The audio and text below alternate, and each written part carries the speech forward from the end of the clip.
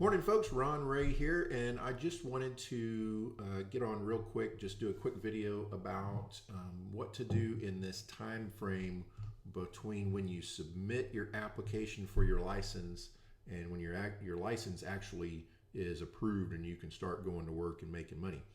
In Texas, here where I'm at, the law gives the department 45 days to get that license reviewed and approved or declined.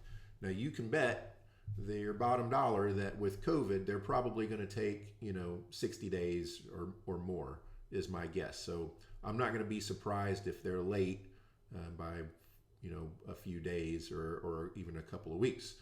But this is time when I can't really do anything. There's not really anything else to do as far as getting clients and advertising, things like that. But there are things that I can prepare to do once that license does arrive. And there's quite a few. You can be pretty busy during this time. So I was going to kind of make a list right here. Number one is you can get a marketing plan. Well, let's actually, I'm going to back up and say number one is going to be prepare your office for your survey.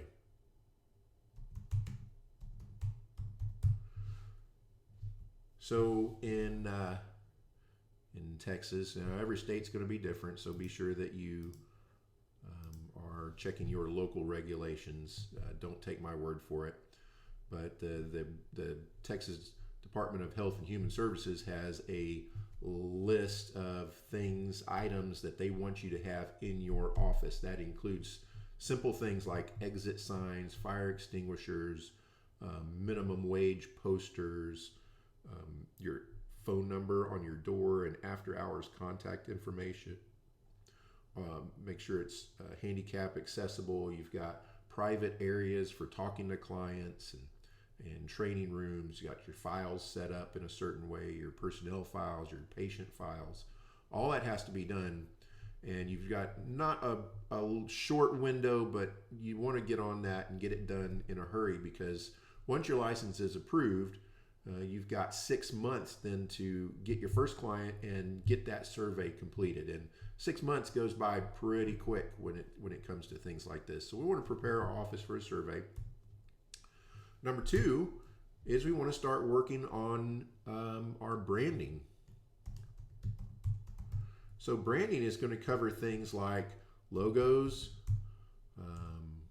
Facebook pages,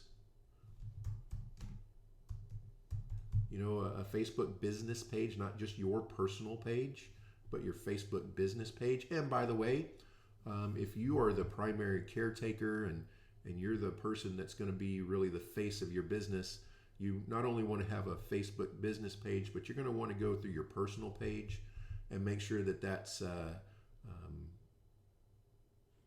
cleaned up and appropriate for people to see. If you wouldn't want your grandmother seeing the pictures that are on your Facebook page, and they probably don't need to be there, because people are going to look you up.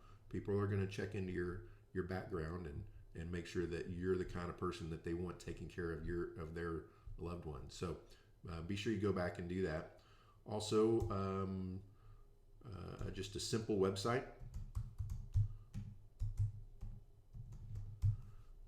Very simple. Doesn't have to be anything fancy. Just be 1 or 2 pages, just a home page and a contact page. Then as you go along, you'll want to expand that so you can get that web presence and be found on the internet. Let's see, so we could have business cards. Okay, these are all parts of branding and getting your name and your company name out there. Now, depending on your regulations where you're at, you might not be able to actually put these things out there until your license is approved, but at least on day one, you've got them and you're ready. You open up that web page, you put that Facebook page up, you put those cards out there, and you're ready to go on day one. So you don't have to, have even further delay after this state has put you off for 6 weeks. And then number 3 would be marketing plan. Start working on your marketing plan. And that marketing plan is, how are you going to find new clients? going to start out getting referrals, or are you going to start out buying leads,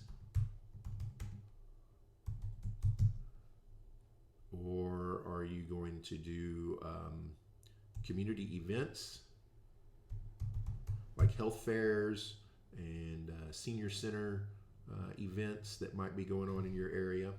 There's a whole lot of information out there about marketing and how to find new clients, but my point here is that you need to spend this time developing a plan for how you're going to do it, because if you wait and you don't do it, then you're going to have a license and you're going to be allowed to do business, but you're not going to have anybody to pay you, and it just takes that much more time. So utilize this time wisely.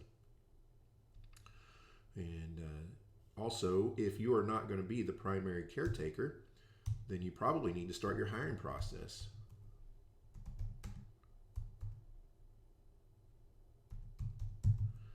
And start building a list of recruits.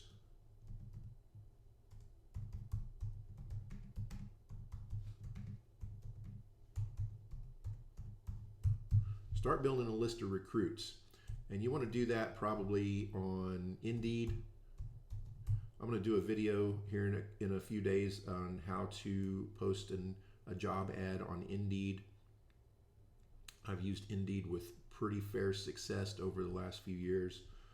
It doesn't cost much. In fact, I do post most of my jobs for free. I usually don't spend money on my job postings. There's a few others. I would probably stay away from Craigslist. ZipRecruiter is another one. It's quite expensive, but works pretty good.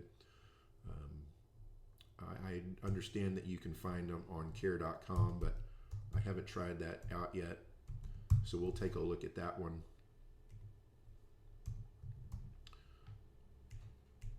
And also you can use this for referrals too.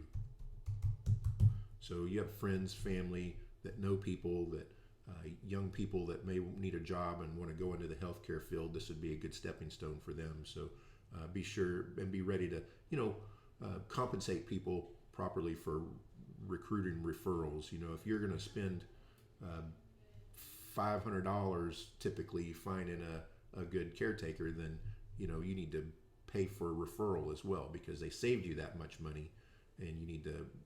But maybe you can pay them half. Maybe just pay them $250 or $200, or maybe you pay them the whole $500. I don't know, but you need to think about that. These are all things that you can be working on right now while you're waiting for your license. I'm sure there's more to this list, but this is what I'm doing right now. We submitted our application about 2 weeks ago, so we're looking, at 4 to probably 6 weeks before we actually get that. So our website's being built, the logos, all that is being done.